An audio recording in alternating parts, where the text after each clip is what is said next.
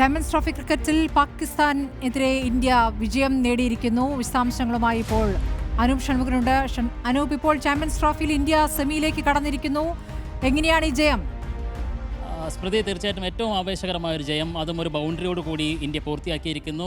ജയിച്ചു എന്നതിനുപരി India semi final ഉറപ്പാക്കിയിരിക്കുന്നു. അതിലും വലിയ സന്തോഷം ഇന്ത്യൻ ക്രിക്കറ്റ് പ്രേമികൾക്കുണ്ട്. കാരണം വിരാട് കോഹ്ലി ഫോമിലേക്ക് മടങ്ങിയെത്തിയിരിക്കുന്നു, കിങ് കോഹ്ലി മടങ്ങിയെത്തിയിരിക്കുന്നു എന്നത് കോഹ്ലിയുടെ ആരാധകരെ സംബന്ധിച്ച് വലിയ ആവേശം നൽകുന്നു. അവസാന വിജയത്തിന് 4 റൺസ് ബാക്കി നിൽക്കെ ഒരു ബൗണ്ടറി അടിച്ചുകൊണ്ട് തൻ്റെ സെഞ്ചുറിയും കോഹ്ലി പൂർത്തിയാക്കുന്നു. ഒപ്പം ഇന്ത്യയുടെ സെമി ഫൈനൽ പ്രവേശനവും ഉറപ്പിക്കുന്നു. കഴിഞ്ഞ തവണ 2017 ഫൈനലിൽ ഇന്ത്യയെ പാകിസ്ഥാൻ തകർത്തതിന് പ്രതികാരം വീട്ടുക കൂടിയായിരുന്നു. അന്ന് വിരാട് കോഹ്ലി തന്നെയായിരുന്നു നായകൻ. അന്ന് കൈവിട്ടുപോയ കിരീടം, അതിന് അദ്ദേഹം ഒരു സെഞ്ചുറിയോടുകൂടി ഇവിടെ പകരം വീട്ടിയിരിക്കുന്നതാണ് ഏറ്റവും പ്രധാനമായിട്ട് നമുക്ക് എടുത്തു പറയാനുള്ളത്. ഇന്നത്തെ മത്സരത്തിലേക്ക് വരികയാണെങ്കിൽ ഒരു ഘട്ടത്തിലും ഇന്ത്യയെ വെല്ലുവിളിക്കാൻ തക്ക ശേഷി ഒരു വെല്ലുവിളി പാകിസ്ഥാൻ്റെ ഭാഗത്തു നിന്നും ഉണ്ടായില്ല എന്നതാണ് സത്യം. ടോസ് കിട്ടി എന്നുള്ള ആനുകൂല്യം മാത്രമാണ് പാകിസ്ഥാന് ആശ്വസിക്കാനുണ്ടായിരുന്നത്. പക്ഷേ അതൊരു വലിയ സ്കോറിലേക്ക് കൊണ്ടുപോകാൻ ദുബൈയിൽ അവർക്ക് കഴിഞ്ഞില്ല.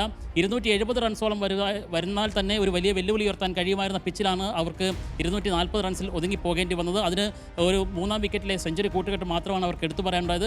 മറുപടി വ്യക്തി ഇറങ്ങിയ ഇന്ത്യയെ സംബന്ധിച്ചാണെങ്കിൽ അനായാസമായ തുടക്കം ഒരിക്കൽ കൂടി രോഹിത് ശർമ്മ, ക്യാപ്റ്റൻ രോഹിത് ശർമ്മയും വൈസ് ക്യാപ്റ്റൻ ശുഭ്മാൻ ഗില്ലും ചേർന്ന് സമ്മാനിച്ചു. ഇരുവരും ചേർന്ന് മികച്ച ഒരു കൂട്ടുകെട്ടുണ്ടാക്കി. 20 റൺസ് എടുത്ത രോഹിത് ശർമ്മ മടങ്ങുമ്പോൾ ഇന്ത്യൻ സ്കോർ ബോർഡിൽ 31 റൺസായിരുന്നു. പക്ഷേ അതിനുശേഷം മികച്ച കൂട്ടുകെട്ട് ഗില്ലിൻ്റെ ഭാഗത്തു നിന്നും വിരാട് കോഹ്ലിയുടെ ഭാഗത്തു നിന്നും ഉണ്ടായി. ആ ഒരു കൂട്ടുകെട്ടെന്ന് പറയുന്നത് 100 റൺസ് വരെ ഇന്ത്യയെ എത്തിച്ചു. 2-ാം വിക്കറ്റിൽ ശുഭ്മാൻ ഗിൽ പുറത്താകുമ്പോൾ അദ്ദേഹത്തിന് 46 റൺസ് നേടാനായി. കഴിഞ്ഞ തവണ സെഞ്ചുറി നേടിയിരുന്നു, അദ്ദേഹത്തിന് അർദ്ധ സെഞ്ചുറി നഷ്ടമായി. പക്ഷേ അവിടെ നിന്നും ഒറ്റയ്ക്ക് വിരാട് കോഹ്ലി ഈ വിജയത്തിൻ്റെ ലക്ഷ്യത്തിലേക്ക് തൻ്റെ ചുമതലകൾ ഏറ്റെടുക്കുകയായിരുന്നു, ഇന്ത്യയെ നയിക്കുകയായിരുന്നു. ഒപ്പം ചേർന്ന ശ്രേയസ് അയ്യർ ഉറച്ച ഒരു പിന്തുണ നൽകി. അദ്ദേഹം 56 റൺസ് എടുത്ത് വിജയത്തിന് അടുത്തെത്തിച്ച ശേഷമാണ് ശ്രേയസ് അയ്യർ മടങ്ങിയത്. അപ്പോഴേക്കും ഇരുവരും ചേർന്നുള്ള കൂട്ടുകെട്ട് 114 റൺസിന് കൂട്ടുകെട്ട് തീർത്തിരുന്നു. പക്ഷേ തൊട്ടു പിന്നാലെ എത്തിയ ഹാർദിക് പാണ്ഡ്യ പെട്ടെന്ന് മടങ്ങുന്ന ഒരു സാഹചര്യം ഉണ്ടായി 8 റൺസിൽ.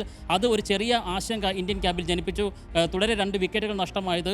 കോഹ്ലി ഇതിനിടയിൽ ഒരു LBW അപ്പീലിനെ അതിജീവിച്ചു. അങ്ങനെ ആശങ്കയുടെ ചില നിമിഷങ്ങൾ സമ്മാനിച്ചെങ്കിലും തൊട്ടു പിന്നാലെ എത്തിയ അക്ഷർ പട്ടേലിനെ കൂട്ടുപിടിച്ച് വിരാട് കോഹ്ലി. ഇതിനിടയിൽ വിരാട് കോഹ്ലിക്ക് സെഞ്ചുറി നിഷേധിക്കാനാണോ എന്ന തരത്തിൽ ചില വൈഡ് ബോളുകൾ പാകിസ്ഥാൻ ബൗളർമാരുടെ ഭാഗത്തു നിന്നും കണ്ടു. പക്ഷേ അതിനെല്ലാം അതിജീവിച്ച് സെഞ്ചുറിയോടുകൂടി ഇന്ന് ഹർഭജൻ സിംഗ് ഈ മത്സരത്തിന് മുൻപ് പറഞ്ഞൊരു വാചകം എടുത്തു പറയാൻ ആഗ്രഹിക്കുന്നു. കാരണം അദ്ദേഹം പറഞ്ഞത് ഇന്ന് ഈ ദിനം വിരാട് കോഹ്ലിയുടേതായിരിക്കും, വലിയ മത്സരങ്ങൾ വിരാട് കോഹ്ലിയുടേതാണ്. അദ്ദേഹം എല്ലാ ആശങ്കകളും അവസാനിപ്പിച്ച് സെഞ്ചുറിയോടുകൂടി തിരിച്ചു വരും. അങ്ങനെ സെഞ്ചുറി അടിക്കുന്ന നിമിഷത്തിൽ താൻ ഭാംഗ്ര നൃത്തം കളിക്കുമെന്നാണ് ഹർഭജൻ സിംഗ് ഇന്ന് പറഞ്ഞിരുന്നത് ഈ മത്സരത്തിന് മുമ്പ്. അതൊക്കെ യാഥാർത്ഥ്യമാകാൻ പോകുന്നതെന്നുള്ളതാണ് ഏറ്റവും വലിയ സന്തോഷം. ഇന്ത്യ തുടർച്ചയായിട്ട് 2-ാം ജയത്തോടെ ബംഗ്ലാദേശിനെ തോൽപ്പിച്ചു. ഇപ്പോൾ പാകിസ്ഥാനെ തോൽപ്പിച്ച് ഇന്ത്യ ഗ്രൂപ്പിൽ നിന്നും മുന്നിലെത്തി 2 കളിയും ജയിച്ച് സെമി ഫൈനൽ ഉറപ്പിച്ചിരിക്കുന്നു. ഇനിയിപ്പോൾ മാർച്ച് 2-ന് ന്യൂസിലൻഡാണ് എതിരാളി.